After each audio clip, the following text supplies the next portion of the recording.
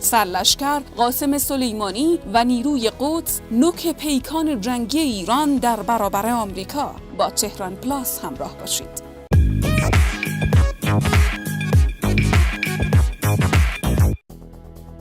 به نام خدا، سلام. ممنون از اینکه برای دیدن کانال تهران پلاس را انتخاب کردید. سرلشکر قاسم سلیمانی، فرمانده نیروی قدس سپاه پاسداران، چندی پیش گفته بود که او و نیروی قدس سپاه پاسداران انقلاب اسلامی حریف دونالد ترامپ رئیس جمهوری آمریکا هستند. در این ویدیو نگاهی میاندازیم به میزان ظرفیت و توانایی سپاه قدس در مواجهه احتمالی با ارتش تا دندان مسلح ایالات متحده آمریکا. پس تا انتهای این ویدیو با ما همراه باشین و فراموش نکنین جهت حمایت از ما ویدیوهامون رو لایک کرده و کانال تهران پلاس رو سابسکرایب کنید. روی کاغذ و در نگاه به تاریخ معاصر، ارتش آمریکا بدون در نظر گرفتن توان استراتژیک اتمیش هم از دید بسیاری از کارشناسان قوی ترین ارتش دنیاست. در عین حال سپاه قدس قطعاً یک نیروی مؤثر است و در محاسبات رقبا و دشمنان نظام فعلی ایران و کلاً ایران امروز جایگاه خاصی دارد. این نیرو که در اثر احساس نیاز به عملیات نامنظم و برون مرزی به وجود آمد، مهمترین بازوی نظامی اطلاعاتی حکومت ایران در منطقه خاورمیانه است. تعداد کنونی نیروهای این سازمان مشخص نیست، چون فعالیت‌هایش و میزان بودجه اختصاصی به آن جنبه محرمانه دارد. از طرفی به خاطر اینکه این نیرو از دل سپاه پاسداران بیرون آمده و در کنار سایر بازوهای این نیرو عمل می‌کند، سپاه پاسداران می‌تواند بسته به نیاز تعداد مورد نیاز از نیرو را به نیروی قدس منتقل کند.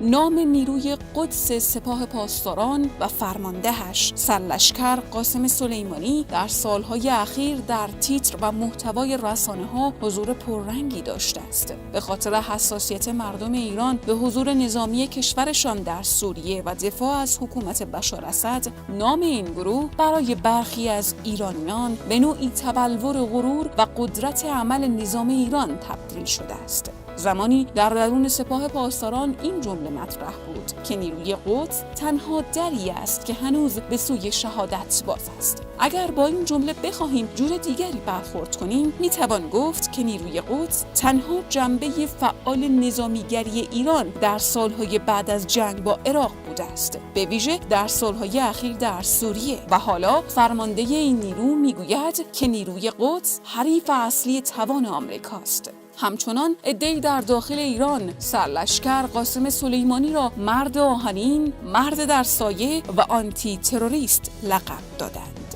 و حتی برخی او را در قامت رئیس جمهور شدن تصویر و تصور می‌کنند.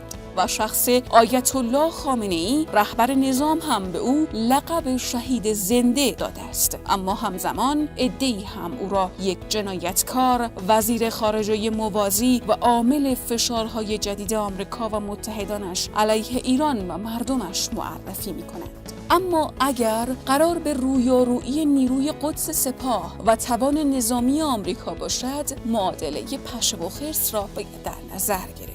معادله‌ای در ظاهر غیر ممکن. وقتی جالب می شود که خرس به خاطر توان فیزیکی فوق‌العاده‌اش پیروز فوری میدان در مقابل پشه به نظر می رسد.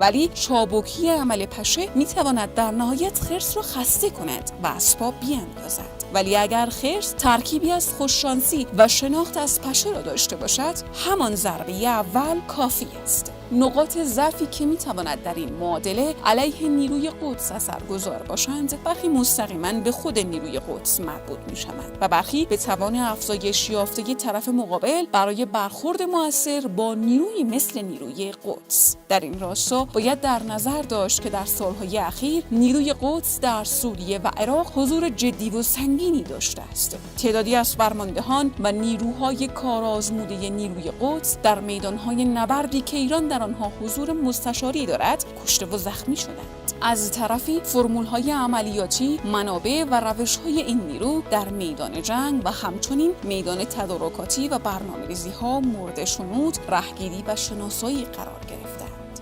از طرفی نیروی قدس و سپاه احتمالاً وقتی به بحث درگیری نظامی احتمالی با آمریکا میرسند احتمالاً بیشتر روی این فرمول حساب باز میکنند که آمریکا و پایگاه‌هایش در منطقه یک هدف ثابت هستند و آنها یک نیروی چابک و آشنا به حوزه عملیاتی هستند. اما آنچه روشن است آمریکا در گذشته به خاطر حضور در جنگ جهانی دوم در جنگ‌های کلاسیک و متعارف کشته شده است. در ویتنام زهر درگیری با یک نیروی منظم و نامنظم را چشید، اما همواره نقطه ضعف بزرگی در جنگ‌های نامنظم و شهری داشت. شاید بتوان گفت این نقطه ضعف به مدد تجربه جنگ‌های خانمانسوز عراق، سوریه و تا حدی افغانستان تا اندازه زیادی جبران شده است. به مدد مطالعاتی که ارتش اسرائیل روی مقابله با سازمان‌های مسلح نامنظم انجام داده و تجربیاتش، مشارکت اسرائیل و آمریکا می‌تواند کار را در یک برخورد احتمالی برای نیروی قدس دشوار کند.